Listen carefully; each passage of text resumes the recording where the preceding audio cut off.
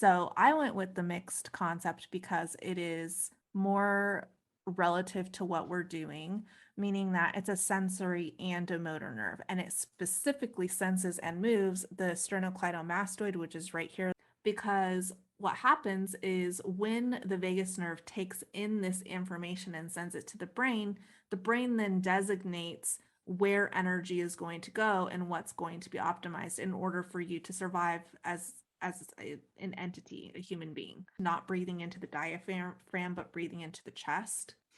Heart rates that are like either really rapid or really slow, high or low blood pressure, poor digestion, diarrhea, constipation, and when it comes to the function of the facial nerves and the trigeminal nerve, we can see people have like a flat tone of voice where they don't use any prosody, which is like variation in their tone.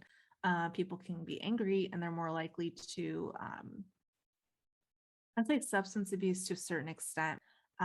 We get urination and defecation, meaning like you can actually go to the bathroom again because when you're in sympathetic, you're all stuck. And in the worst case scenario, which we're going to talk about, it actually leads to your body shutting down to be in an extreme parasympathetic state. So like one really good example of this to me is when people receive sound healing. Sometimes when they're in the dorsal state, I find that those more like bodily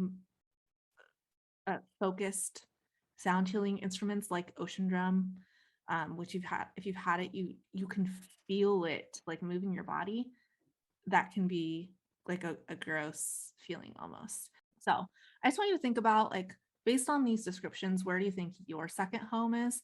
Because it's really important to identify what's going on with you so that you can regulate with clients a little bit more effectively. It's like the opposite of what we talk about, but some people are so stuck in those other states that they don't know what it feels like to be relaxed, and so their body doesn't know how to interpret that feeling, and they interpret it as a cue of danger.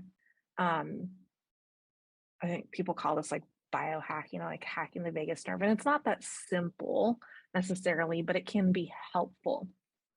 So things like stimulating cranial nerve 5 and 7 through facial massage, and not leaving out the neck, because the neck is where that cranial nerve 9 is.